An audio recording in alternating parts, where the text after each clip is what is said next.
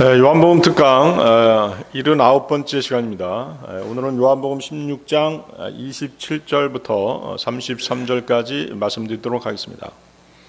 내가 세상을 이겼노라가 되겠습니다. 지난 시간에는 너희의 슬픔은 즐거움으로 변하리라는 제목으로 말씀을 나누었습니다. 제자들의 슬픔은 주님의 떠나가심 때문이었습니다. 그러나 그 슬픔은 주님의 부활과 승천, 그리고 오순절의 그 성령 강림으로 인해서 즐거움으로 변했습니다. 예수님께서는 십자가와 부활로 승리하셨습니다. 성령님이 오심으로써 두려움과 혼란 속에 있던 제자들이 담대한 그리스도의 증인으로 변화가 되었던 것입니다. 성령님께서 오셔서 제자들의 마음속에 확신과 기쁨을 새겨주셨습니다. 성령님을 통해 슬픔이 기쁨으로 바뀐 것이죠. 슬픔이 기쁨으로 변한다는 것은 고난이 영광으로 바뀐다는 의미가 있습니다. 장차 주님의 재림으로 인해서 성도들의 기쁨은 아무도 빼앗을 수 없는 그런 기쁨으로 바뀌게 될 것입니다. 대환란은 주 예수 그리스도께서 안 계심을 기뻐하는 그런 배교의 시대입니다. 그러나 주님의 재림은 환란 성도의 모든 슬픔이 주님의 승리로 인해 완전한 기쁨으로 바뀌는 가장 극적이고 감동적인 순간이 될 것입니다. 자, 요한복음 16장 27절 보십시오. 요한복음 16장 27절.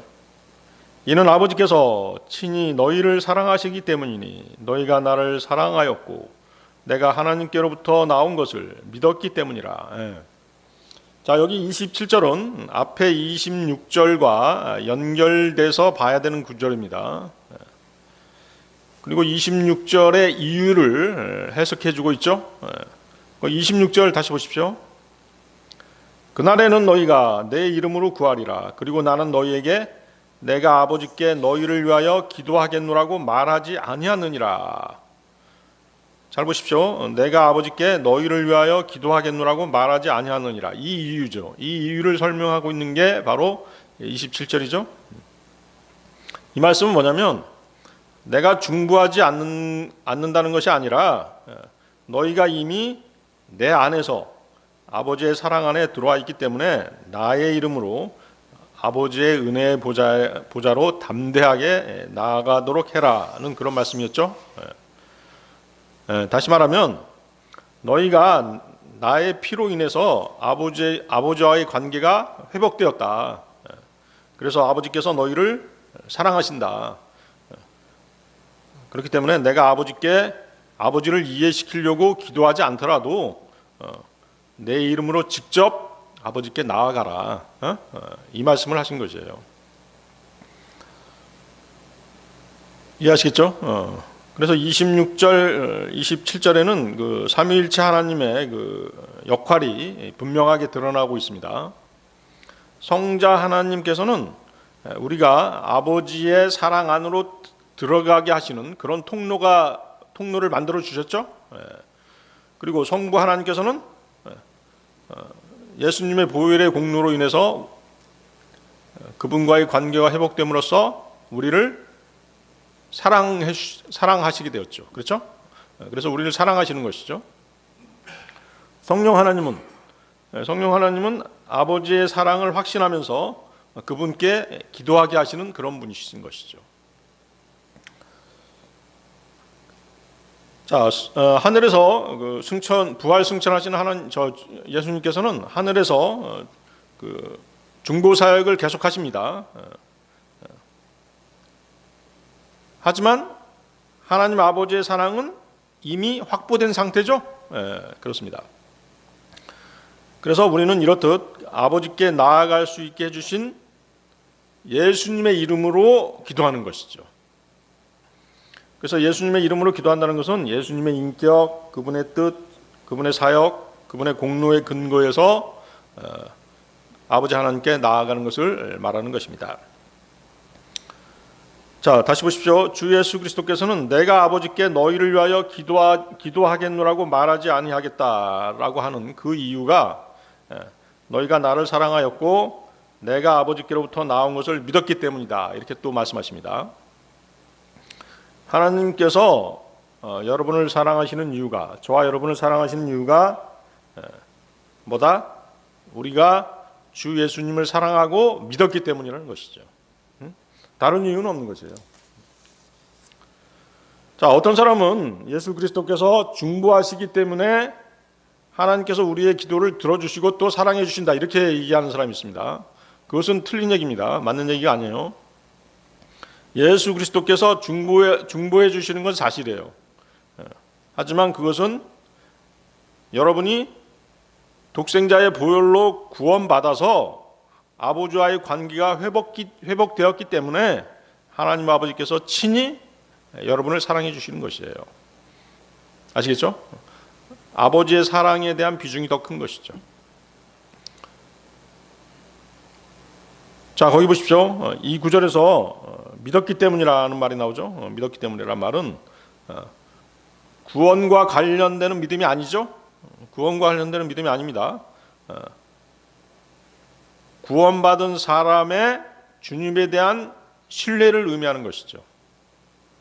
그래서 주님께서는 이 구절에서 너희가 나를 사랑하였고 그 다음에 믿었기 때문이다, 이렇게 순차적으로 말씀하십니다. 사랑을 먼저 말씀하시고 그 다음에 믿음을 말씀하신 것이죠. 이것은 뭐냐면 요한복음 14장 1절에서 너희의 마음이 근심하지 않게 하라. 너희가 하나님을 믿으니 나 또한 믿으라. 이 말씀에서의 믿음과 같은 것이죠. 다시 말하면 구원받을 때 믿음이 아니라 어떤 믿음이다? 구원받은 이후에 주 예수님에 대한 지속적인 믿음, 즉 지속적인 신뢰를 말하는 것이죠.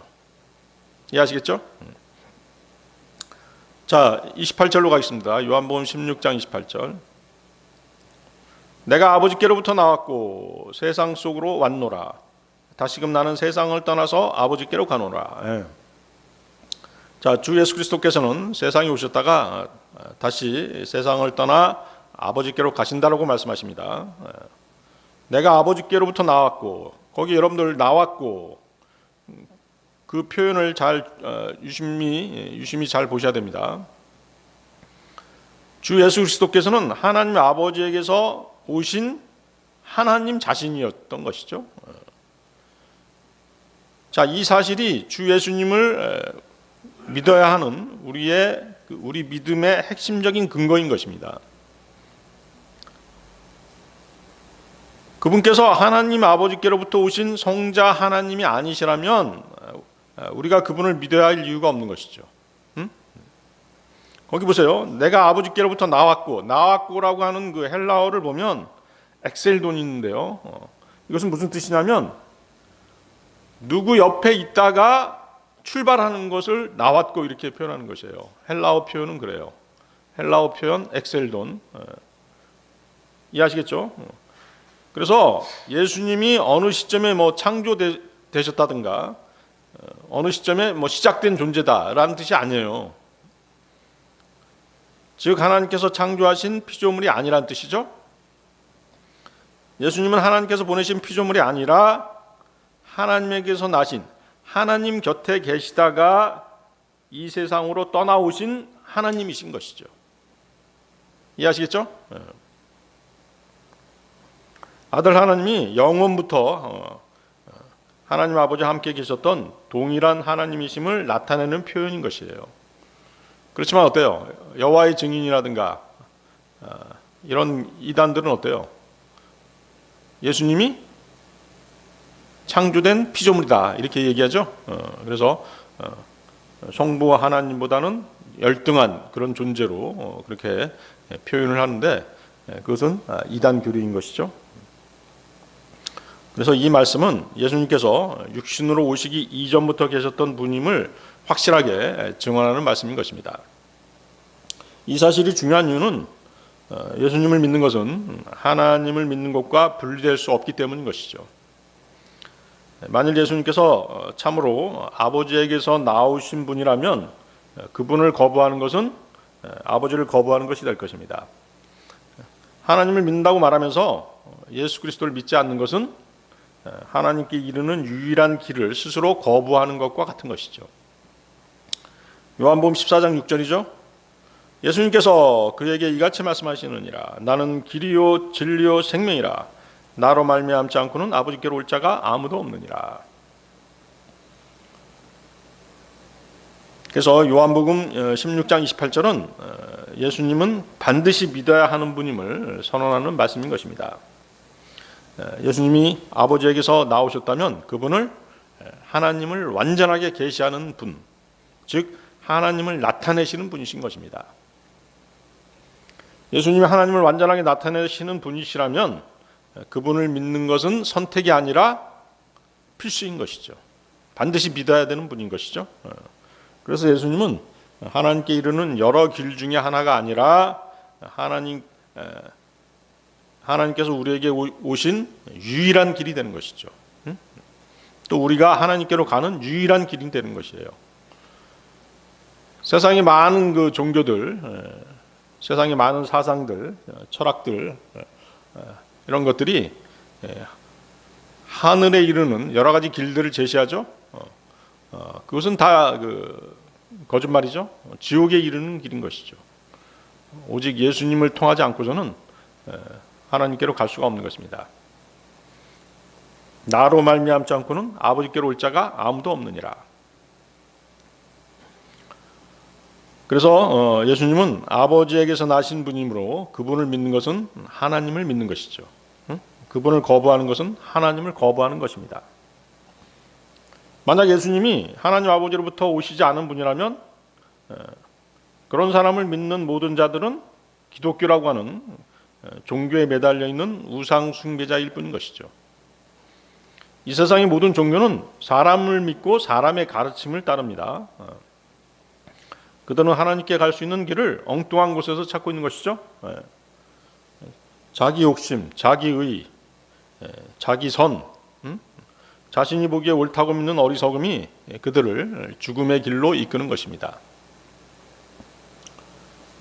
계속 보십시오. 나는 세상을 떠나서 아버지께로 갔노라. 왜 그리스도께서는 세상을 떠나셔야 했을까요? 주님의 떠나심은 십자가와 부활을 통과해서 아버지께로 돌아가는 구속의 여정을 뜻하는 것이죠. 그렇죠?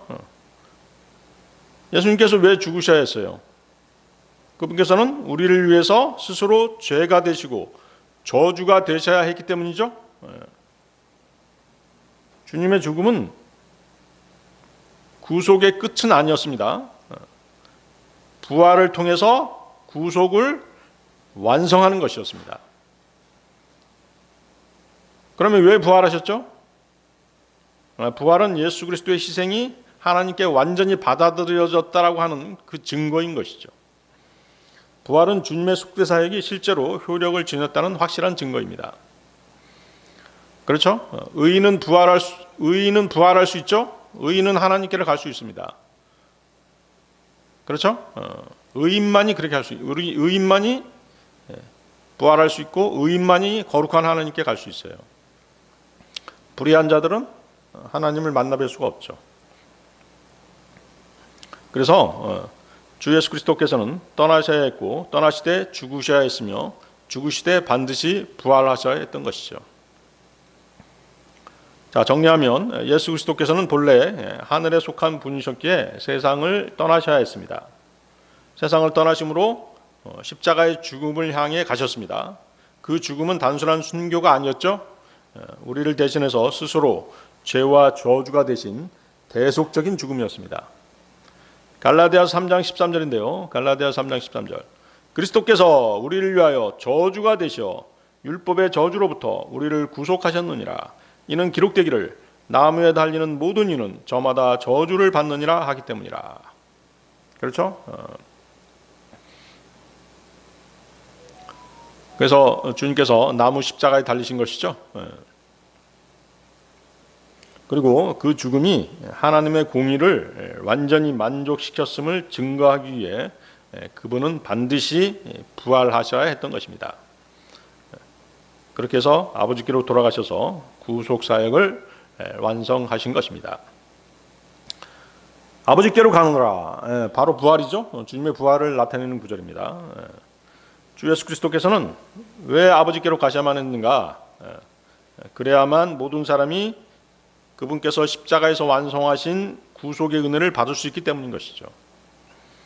그분께서 아버지께로 가셨기 때문에 모든 사람이 주 예수 그리스도를 믿고 하나님의 은혜의 선물, 즉 구원을 받을 수 있는 것입니다.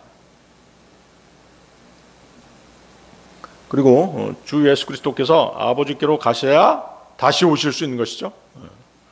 그래야만 구원받은 모든 사람을 그곳 하늘 처소로 데려가실 수 있으십니다. 요한복음 14장 2절 3절 말씀인데요. 요한복음 14장 2절에 3절 말씀. 나의 아버지 집에는 많은 저택들이 있느니라. 만일 그렇지 아니하였더라면 내가 너희에게 알려주었으리라.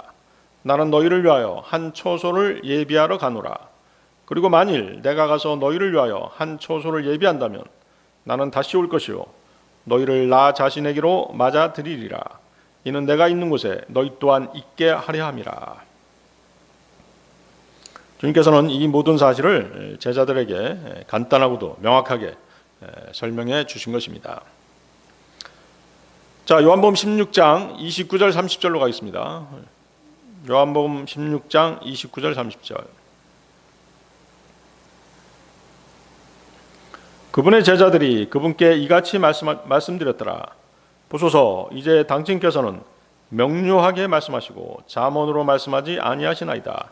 이제 당신께서 모든 것들을 아시고 어떤 사람이 당신께 묻는 것을 필요로 하시지 아니함을 우리가 확실히 아나이다. 이것을 통하여 우리는 당신께서 하나님께로부터 나오셨음을 믿나이다. 자, 제자들이 드디어 고백하죠. 뭐라고 고백합니까? 주께서 하나님께로부터 오신 것을 믿나이다. 제자들은 27절에서 27절하고 비교해서 보십시오. 주님을 사랑하였고 또 주께서 하나님께로부터 온 것을 믿었다는 사실을 주님으로부터 직접 인정받았죠. 이로써 제자들은 아버지께서 친히 자신들을 사랑하신다는 그 사실을 확실히 알게 되었던 것입니다. 제자들은 주님의 이러한 인정과 알게 하심을 통해서 자신들의 믿음을 더욱 굳게 할 수 있었던 것입니다.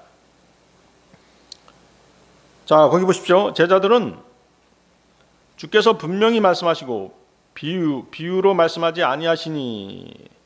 자, 거기 잠언이란 말, 비유란 말, 어떤 것을 써도 괜찮다고 했죠.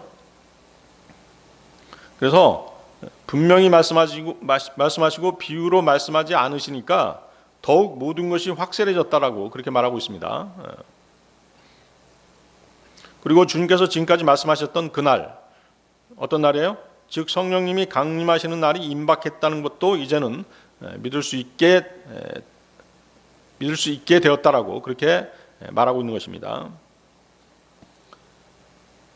그리고 23절에서 보십시오. 23절에 자신들이 예수님의 이름으로 구하는 것은 무엇이든지 하나님께서 주시리라는 약속, 그리고 20절에서 자신들의 슬픔이 기쁨이 되리라는 예언 등이 모두 실현될 것을 확실히 믿게 되었다라고 이렇게 고백을 한 것입니다. 설사 그들이 아직은 실제로 확신이 없다고 할지라도 그들은 적어도 주께서 하나님께로부터 오신 것을 믿나이다라는 고백만큼은 할 수 있는 그런 믿음의 수준에 이르게 된 것입니다. 자, 사실 지금 이 단계에서 그들이 과연 나는 아버지께로부터 나와서 다시 아버지께로 가노라고 하는 그 주님의 말씀이 담고 있는 그 깊은 뜻, 그 뜻을 정말로 이해하고 있었느냐는 사실 중요하지 않습니다. 중요한 점은 뭐예요? 그들이 이것을 믿었다는 사실이죠.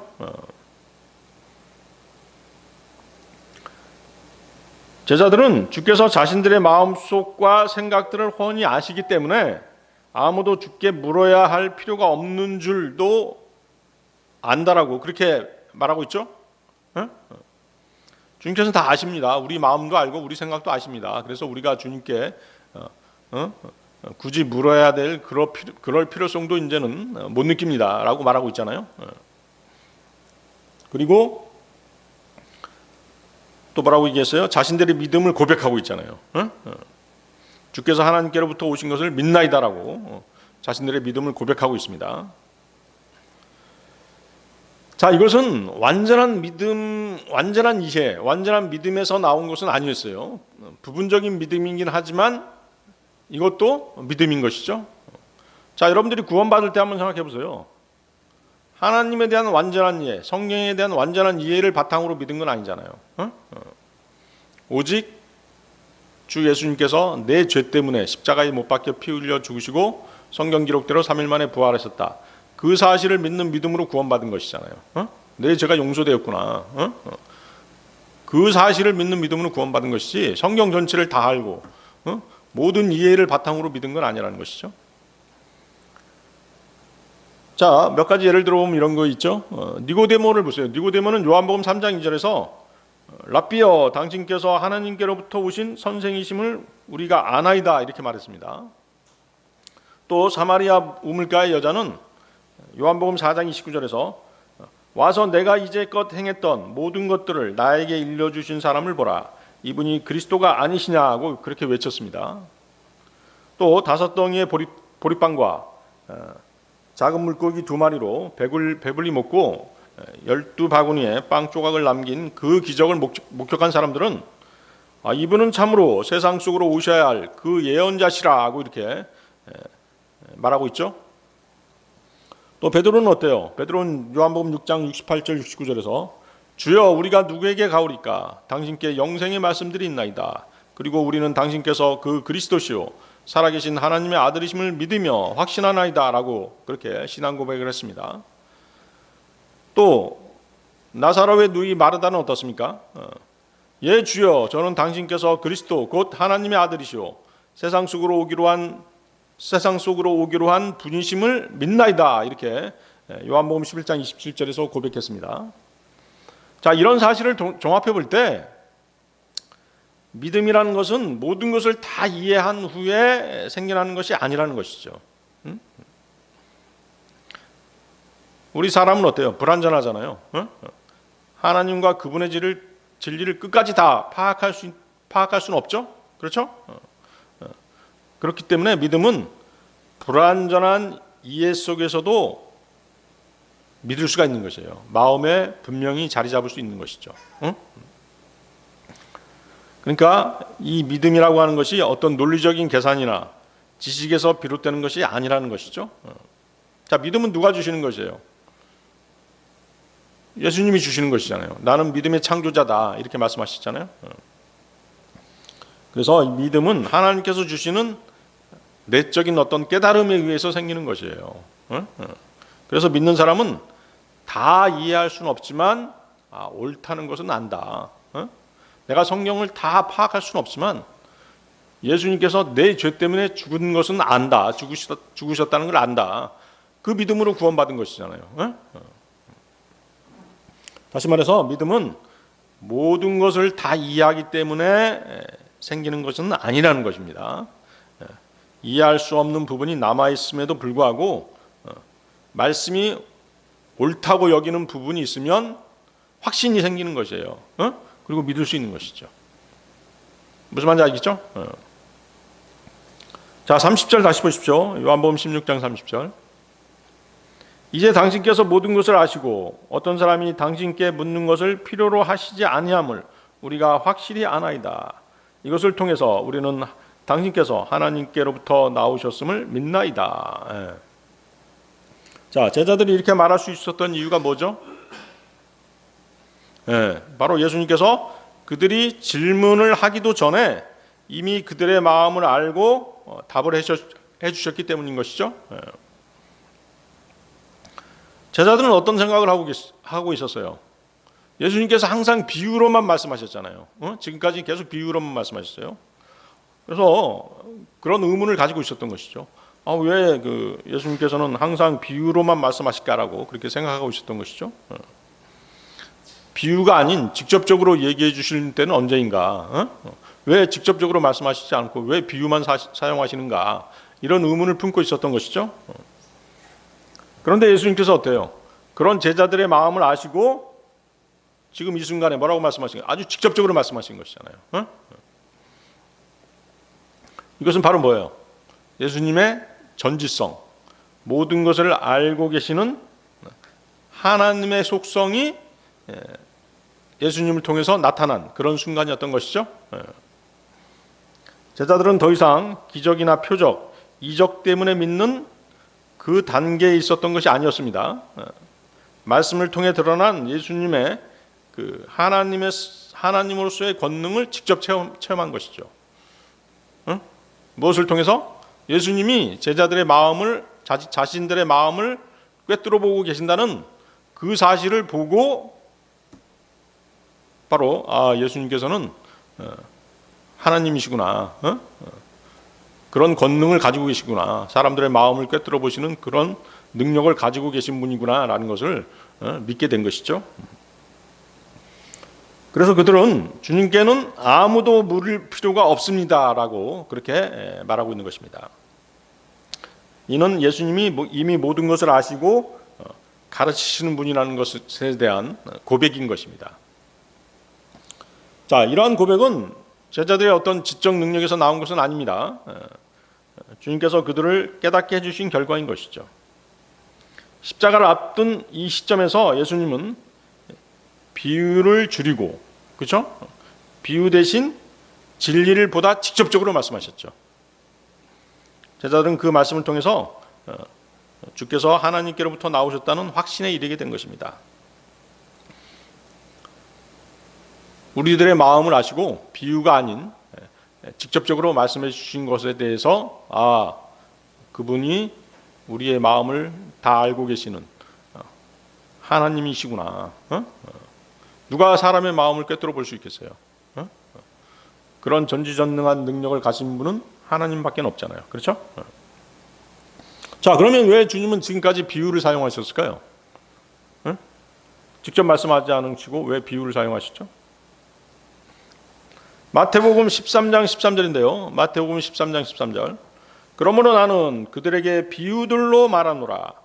이는 그들이 보아도 보지 못하고 그들이 들어도 듣지 못하며 또 그들이 이해하지도 못할 것이기 때문이라. 비유로 말씀하신 이유죠. 자, 비유는 단순한 설명 방식이 아닙니다. 말씀을 듣는 사람의 영적 상태를 드러내는 도구의 역할을 하는 것이 비유예요. 비유는 믿는 자에게는 수수께끼가 풀리듯이 진리가 더 밝히 드러나게 하는 것이 비유인 것이죠. 아시겠죠? 그래서 마태복음 13장 11절 그 위에 보십시오. 마태복음 13장 11절에서 그분께서 그들에게 대답하여 이같이 말씀하셨느니라. 이는 하늘의 왕국의 신비들을 아는 것이 너희에게 주어지나 그들에게는 그것이 주어지지 아니하기 때문이라. 그래서 비유는 믿는 자들에게는 진리가 더 밝게 드러나는 것이고 믿지 않는 자들에게는 이해의 문을 닫아버리는 것이죠. 그래서 이 비유는 제자들에게 생각하게 하고 묵상하게 하고 더 깊은 깨달음으로 인도하는 기능이 있는 것이에요. 그러나 마음이 완고한 자들, 믿지 않겠다라고 결심한 자들에게는 혼란을 주는 것이죠. 비유가 혼란을 주는 것이에요.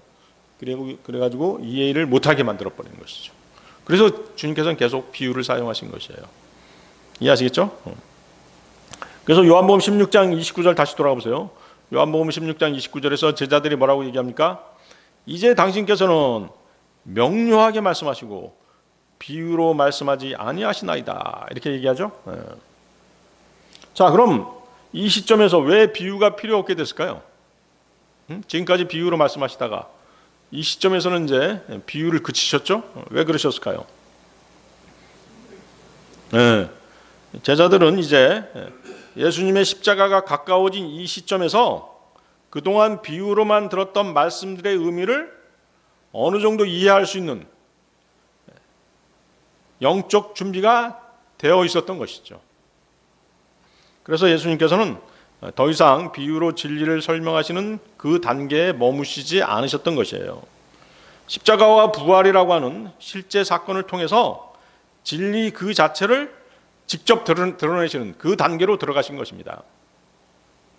다시 말하면, 자, 이전에는 비유가 씨앗을 뿌리는 것처럼 제자들의 마음에 진리를 심는 그런 역할을 했어요. 예? 그러나 이제는 그 씨앗이 발아에서 자라서 십자가와 부활이라고 하는 구체적인 역사적인 사건을 통해서 그 의미가 분명히 드러날 때가 되었다는 것이죠. 그래서 비유를 그치신 것이에요. 이해하시겠어요? 자, 요한복음 16장 31절로 가겠습니다. 요한복음 16장 31절. 예수님께서 그들에게 대답하셨느니라. 너희가 이제 믿느냐? 자, 이 말의 뉘앙스, 이 말의 의미를 잘 한번 마음속으로 한번 새겨보시기 바랍니다. 너희가 이제 믿느냐? 라고 말씀하신 그 의도가 무엇이겠느냐는 것이죠. 자, 사실 주님께서는 제자들이 곧 어려움에 처하게 되리라는 것을 아시고 이렇게 물어보신 것이에요. 자, 제자들이 30절 보십시오. 주님이 하나님께로부터 오신 분이심을 믿나이다라고 고백했죠. 그렇게 고백한 믿음이 사실이었다고 하더라도 그런 그들의 믿음이 잠시 후에 예수님께서 잡히시게 되면 어때요? 그들의 믿음이 심각한 도전을 받게 되겠죠. 그렇게 되는 것이죠. 주님은 그것을 알았던 것이죠. 자신들이 따르던 주 예수 그리스도께서 아주 처절하게 고난을 받으시고 십자가에 처형되시는 모습을 목격한다는 것은 실로 제자들의 믿음을 심각하게 흔들어 놓기에 충분했던 것이죠. 그래서 주님께서 이렇게 물어보신 거예요. 너희가 이제 믿느냐? 제자들의 믿음은 거짓이 아니었습니다. 그들의 믿음은 순수했습니다. 그러나 그 믿음은 그들이 생각하고 있었던 만큼 강하지 못했던 것이죠. 아직은 견고한 믿음으로 자리 잡지 못한 상태였던 것이에요. 자, 여러분들이 성경에 대해서 많이 알게 됐어요. 구원받은 후 연수가 지나면서 성경에 대해서 많이 알고 있습니다. 그렇다고 어때요? 여러분의 믿음이 강해졌느냐? 강해지고 있지만 아주 강한 건 아니죠. 왜? 어떤 말씀이 주어졌을 때 시험을 받잖아요. 이 말씀에 순종할 수 있느냐라고 하는 문제는 별개의 문제인 것이죠. 그렇죠? 성경을 많이 알고 있는 것과 말씀에 순종하는 건 전혀 다른 문제예요. 십수년간 성경 공부를 하고 뭐 많이 알고 이것도 알고 저것도 알고 하지만 어려운 일이 닥쳤을 때 하나님의 말씀이 주어진단 말이에요. 그 말씀에 순종할 수 있느냐? 그것은 별개의 문제인 것이에요. 또 어려움이 닥쳤을 때 그 말씀대로 행할 수 있느냐? 또 별개의 문제인 것이에요. 제자들도 바로 그런 상태에 있었던 것이죠.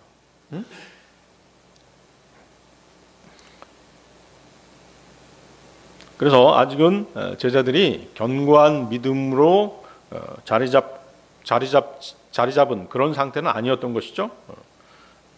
믿음은 유지하기가 더 어려운 거예요. 자, 제가 여러분들에게, 지금 여기 앉아 있는 여러분들에게 당신은 정말 주 예수 그리스도를 믿습니까? 라고 물어보면 어때요? 여러분들은 다 한결같이 뭐라고 얘기할 거죠?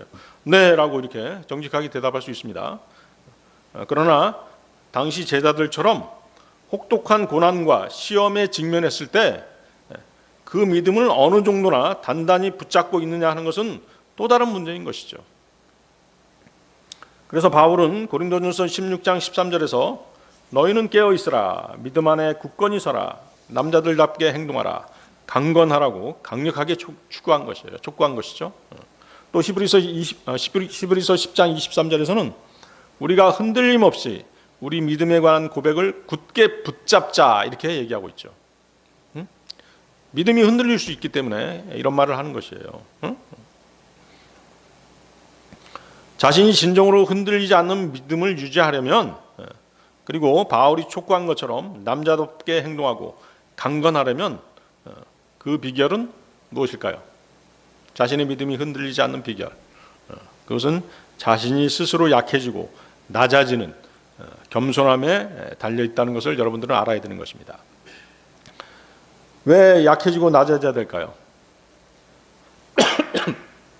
사람들 앞에서 약해지고 낮아지는 것이 아니라 주님 앞에서 약해지고 낮아지는 것이죠.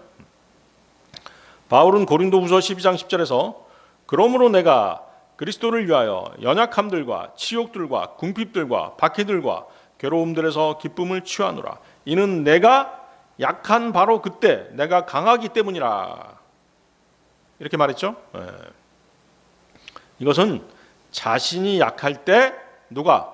주님이 강하게 역사한다는 사실을 바울은 알고 있었던 것이죠.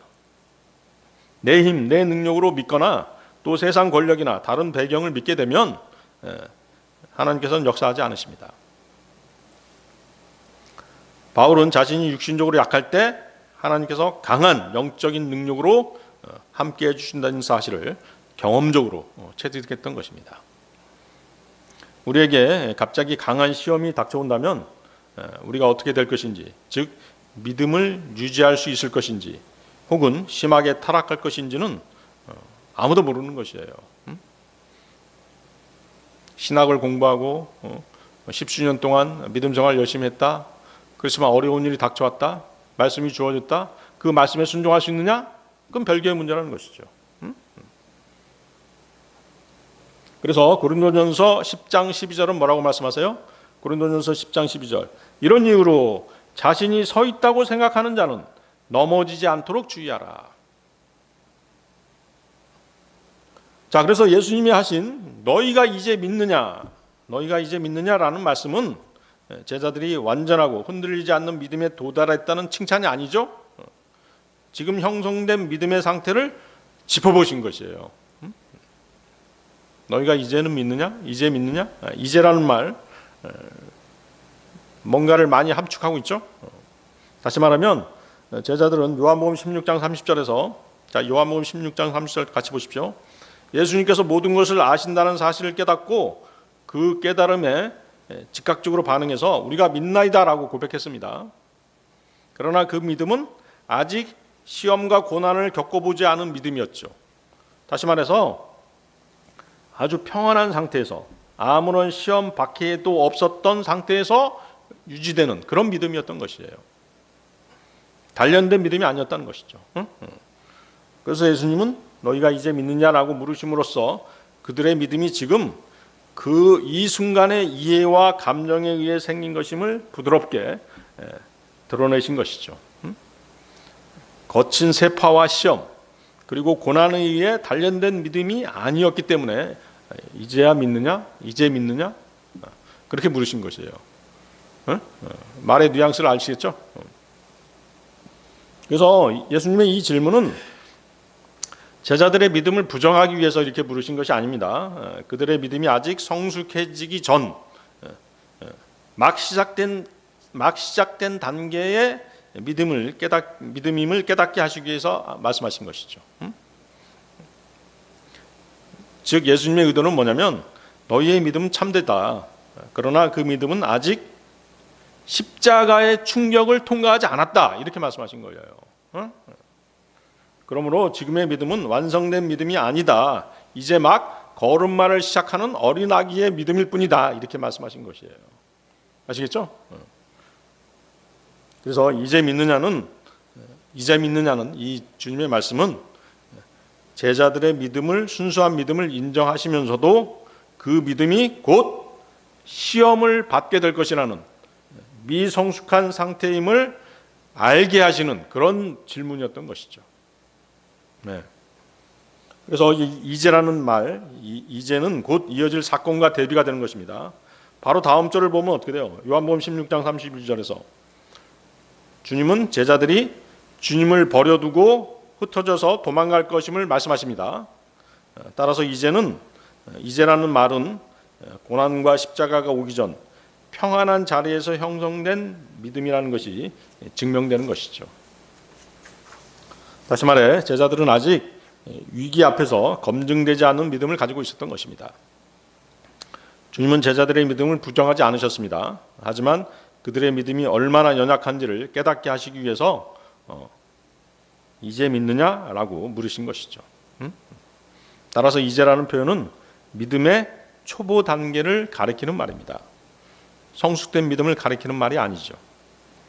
자, 요한복음 16장 32절 보세요. 요한복음 16장 32절. 보라, 그 시각이 오나니 진정 너희가 흩어지고 모든 사람이 저마다 자기 소유로 향하며 나를 홀로 남겨줄 시각이 지금 왔도다.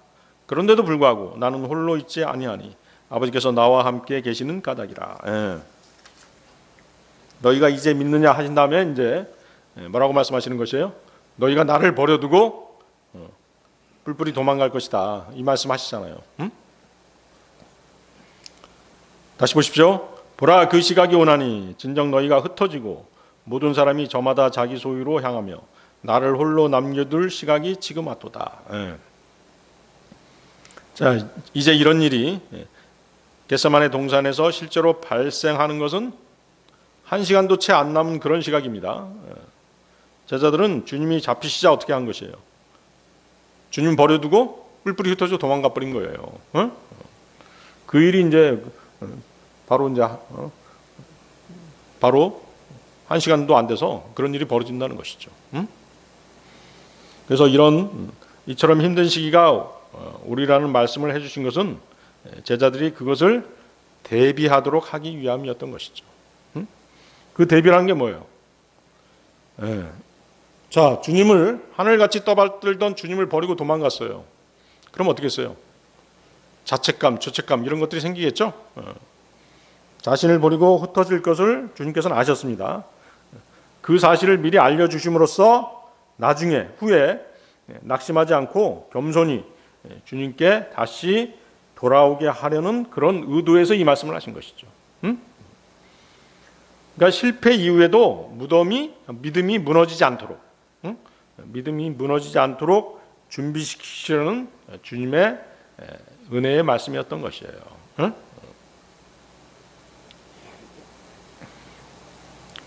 그래서 주님께서 뭐라고 말씀하셨어요?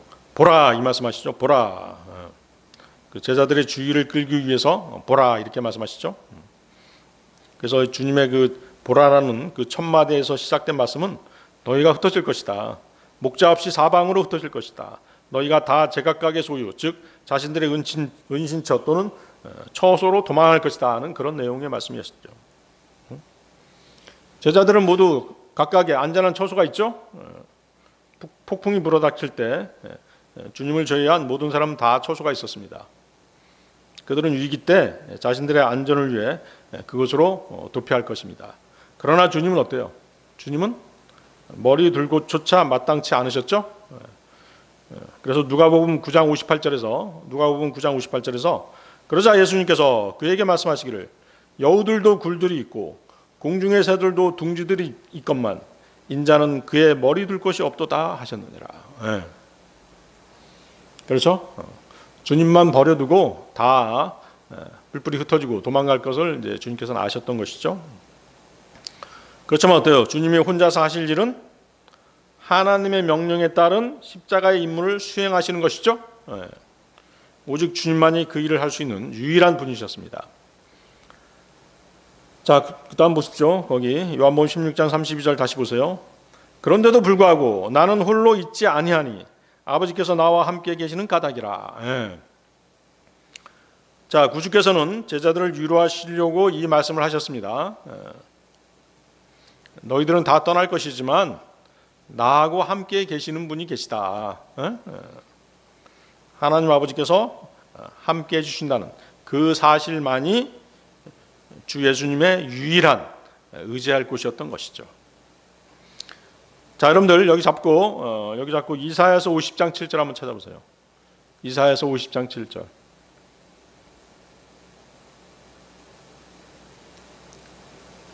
자, 누가복음 16장 32절과 연결되는 구절이죠.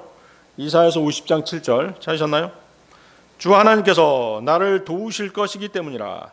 그러므로 나는 당혹스러워하지 아니하리라. 그러므로 내가 나의 얼굴을 부싯돌같이 세웠나니 나는 내가 부끄러워하지 아니하리라는 것을 아노라. 예. 자, 여러분들 부싯돌이 뭔지 알죠? 불 붙이려고 뭐 쇠 같은 것을 딱딱딱 부딪혀가지고 불꽃 내가지고 불 붙이는 돌이 부싯돌이잖아요. 그러니까 부싯돌은 뭐예요? 아주 단단한 돌이잖아요. 그죠? 뭐 석영같이 이렇게 단단한 돌이 부싯돌이에요. 나의 얼굴을 부싯돌같이 세웠나니. 자, 그래서 이사야서 50장 7절은 고난 가운데서도 하나님의 도우심을 확신하는 주님의 그 신앙 고백과 같은 예언인 것이죠. 하나님의 종이신 예수 그리스도께서는 세상 사람들의 조롱과 침뱉음, 배반, 불의한 재판, 십자가 순환을 당할 것을 아셨습니다. 하지만 그 모든 결과를 하나님 아버지께 맡기고 그분의 사명을 뒤로 물리시지 않으셨던 것이죠. 거기 보십시오. 얼굴을 부싯돌같이 세웠나니. 그래서 부싯돌이라고 하는 것은 아주 단단하다. 얼굴을 단단하게 했다는 것이죠. 이런 표현은 하나님의 뜻에 대한 전적인 신뢰에서 나온 아주 결연한 자세, 결연한 순종의 자세를 표현하는 말인 것이죠. 그래서 이사야서 50장 7절은 요한복음 16장 32절과 아주 깊이 연결되죠. 예수님께서는 어느 누구의 지지나 위로가 없는 그런 상황이 올 것을 분명히 알고 계셨어요. 그러나 그분의 담대함은 하나님 아버지께서 함께 계신다는 확신에서 나왔던 것이죠. 그것은 사람들에게 버림받을 수 있지만 하나님께는 절대로 버림받지 않는다는 그 확신이었던 것이죠. 세상에서는 따돌림 받고 배반당할 수 있지만 하나님과의 관계는 결코 끊어지지 않는다는 그 확신이었던 것이죠. 따라서 이사야서 50장 7절의 부싯돌 같은 얼굴은 요한복음 16장 32절에서 드러나는 예수님의 아주 강직하고 결연한 그런 태도를 말하는 것입니다. 모든 사람이 떠나도 아버지께서 함께 계시기 때문에 흔들리지 않는 그런 믿음과 담대함으로 주님께서는 이사야서 50장 7절의 예언을 온전히 성취시켰던 것입니다. 그래서 요한복음 16장 32절, 이사야서 50장 7절의 이 두 구절은 참된 순종은 사람의 도움이나 주변 환경에서 나오지 않고 오직 하나님에 대한 절대적인 신뢰에서 나온다는 사실을 분명하게 증언해 주는 그런 구절이 되겠습니다. 이것은 또한 요한복음 16장 32절 다시 돌아가 보십시오. 요한복음 16장 32절은 이 안에 숨겨져 있는 또 다른 의미가 있죠. 제자들이 뿔뿔이 흩어졌다는 것은 뭘 얘기하는 거예요? 바로 교회의 미래에 대한 예표죠. 그렇죠? 마지막 시대의 교회는 어때요? 배교로 끝나죠? 바로 그것이죠. 장차 주님 오시기 전에 교회는 믿음 없음으로 인해 대부분 뭘로 치닫게 된다? 배교로 치닫게 된다는 것을 예언하는 그런 말씀이 되겠습니다. 그래서 누가복음 18장 8절에서 주님께서 뭐라고 말씀하셨어요? 인자가 올 때면 그가 지상에서 믿음을 발견하겠느냐? 그렇게 말씀하시죠. 그래서 주님 앞에서 제자들이 흩어지리라는 이 말씀은 여러 가지 형태로 자주 반복하셨던 그런 내용의 말씀입니다. 그러나 주님은 혼자 계신 것이 아니었습니다. 모든 사람이 주님을 버린다 할지라도 주님은 아버지께서 함께 계시고 아버지께서 돌봐주셨습니다. 이 사실을 작금의 그리스도인들에게도 적용해 볼 수 있습니다. 우리가 오직 그분만을 의지하고 그분만으로 만족하면서 살지 않는다면 우리는 하나님께 충분한 영광을 돌려드리는 것이 아니라는 것이죠. 자, 요한복음 16장 33절로 가겠습니다. 요한복음 16장 33절. 이런 것들을 내가 너희에게 말한 것은 내 안에서 너희가 평안을 지니게 하려 함이라. 세상에서는 너희가 환난을 당할 것이라. 그러나 좋은 기운을 내라. 내가 세상을 이겼노라.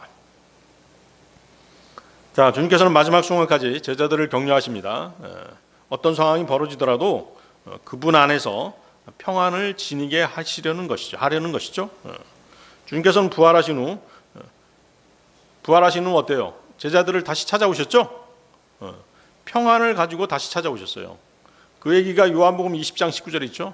요한복음 20장 19절. 자, 요한복음 20장 19절은 이제 주님이 부활해서 제자들을 찾아오시는 그런 장면입니다.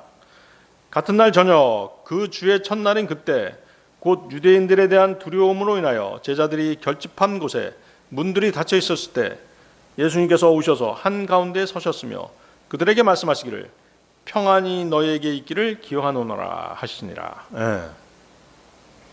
자, 제자들은 이제 그들이 시험을 당하고 나서야 비로소 오직 예수 그리스도 안에서만 평안을 누릴 수 있다는 사실을 깨닫게 될 것입니다. 자, 우리는 결코 세상에서는 평안을 누릴 수 없죠. 주님께서는 세상에서 너희가 환난을 당할 것이라고 분명하게 말씀하십니다. 많은 사람들이 구원받고 그리스도인이 되면 무슨 좋은 혜택을 받고 항상 뭐 좋은 일만 있을 거야 이렇게 생각합니다. 하나님의 자녀가 되면 골치 아픈 모든 문제에서 벗어날 것처럼 그렇게 착각하는 것이죠. 또 계속해서 좋은 일만 있고 하나님의 축복 속에서 살아갈 것처럼 그렇게 가르치는 그런 교사들도 있어요. 성경 교사도 그런 은사주의 목사들도 있죠. 그러나 믿음 생활은 절대 그렇지 않습니다. 디모데후서 3장 12절 뭐라고 말씀하세요? 디모데후서 3장 12절. 진정 그리스도 예수 안에서 경건하게 살고자 하는 모든 자들은 박해를 받으리라. 그렇죠? 고난이 없는 믿음 생활, 박해가 없는 믿음 생활은 거짓 믿음인 것이죠. 자, 주님께서는 분명하게 말씀하십니다. 세상에서 너희가 환난을 당할 것이라. 이것은 이제 하나님을 두려워할 줄 모르는 세상에 구원받지 못한 자들이 그리스도인들에게 대적해 올 것이라는 그런 의미의 환난인 것이죠. 그것뿐만이 아니죠. 그것뿐만이 아닙니다. 모든 종류의 불행과 재난도 환난인 것이죠. 우리가 거리에 나가서 복음을 전하고 구령할 때 보면 실감할 수 있잖아요. 생판 모르는 사람들이 우리한테 뭐 시비 걸고, 그렇죠? 회방하고 그러잖아요. 또 우리 마음 아프게 하잖아요. 전도지 받자마자 어때요? 눈앞에서 바로 찢어버리고 공중으로 날려버리고 가는 사람 있잖아요. 아니 그냥 안 받으면 되는데 그렇게 시비 거는 거죠.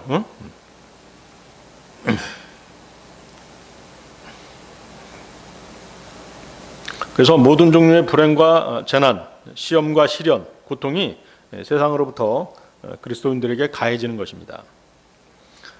세상 안에는 원래 이런 것들로 가득 차 있기 때문에 그런 것이에요. 그래서 그리스도인들이 세상에 사는 동안에는 이러한 환난을 도저히 피할 길이 없는 것입니다. 바로 그렇기 때문에 주님께서는 내 안에서 평안을 지니라고 그렇게 충고하셨던 것입니다. 자, 주님에게는 지금 저 고통스러운 십자가의 시각이 점점 가까이 다가오고 있습니다. 그럼에도 불구하고 주님은 그분 자신보다 제자들을 더 많이 생각하고 계시죠. 주님은 제자들의 슬픔을 염려하시느라 자신의 슬픔을 잊고 계셨던 것입니다. 자, 그러면 주 예수 그리스도 안에서 지닐 수 있는 평안은 어떻게 얻는 것일까요? 주님 안에서 평안을 얻으라고 말씀하시잖아요. 자, 우리가 믿음으로 주님과 지속적인 교제를 나누는 가운데 우리가 평안을 얻을 수 있는 것이에요. 주님과의 교제가 끊어지면 평안이 없는 것이죠. 그래서 우리가 지속적으로 죄를 자백하고 그분과의 교제가 원활해야 되는 것이죠. 그래야지 평안이 계속 주어지는 것이에요. 그러면서 우리는 우리 앞에 있는 영원한 기쁨을 내다볼 때만 평안을 얻을 수 있죠. 그러나 우리는 어때요? 때때로 그리스도 안에서 벗어나서 세상 안에서 화평을 찾으려고 할 때가 있죠.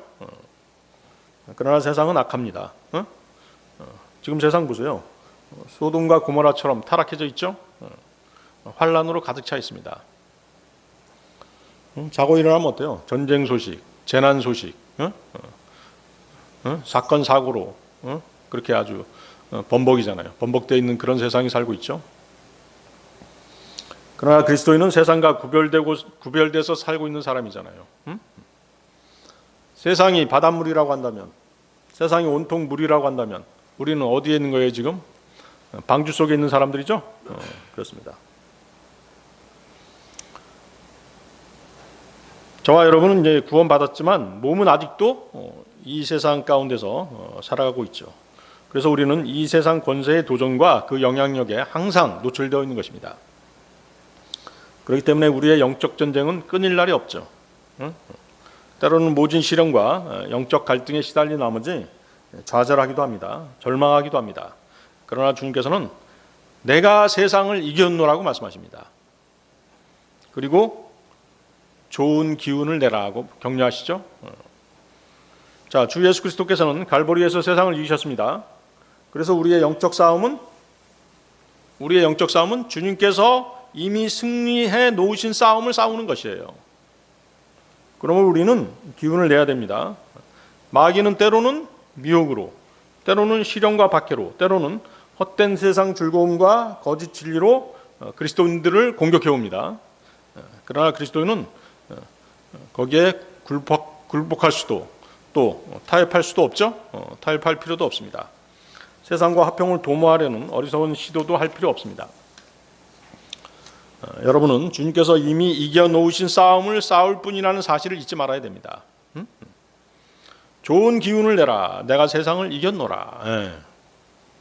자, 좋은 기운을 내라는 그 헬라어는 다르세이테인데요. 계속해서 용기를 내라. 계속해서 무서워 말라. 마음을 다시 먹으라. 마음을 다시 먹으라는 게 무슨 말이냐면 제자들은 반드시 어때요? 주님이 고난당하시고 십자가에 처형되시는 걸 보고 두려워할 거란 말이에요. 그렇죠? 그 두려워하는 마음을 다시 고쳐 먹으라 이 말 뜻인 것이죠. 제자들은 아직 예수님을 위해서 세상과 맞설 준비가 되어 있지 않습니다.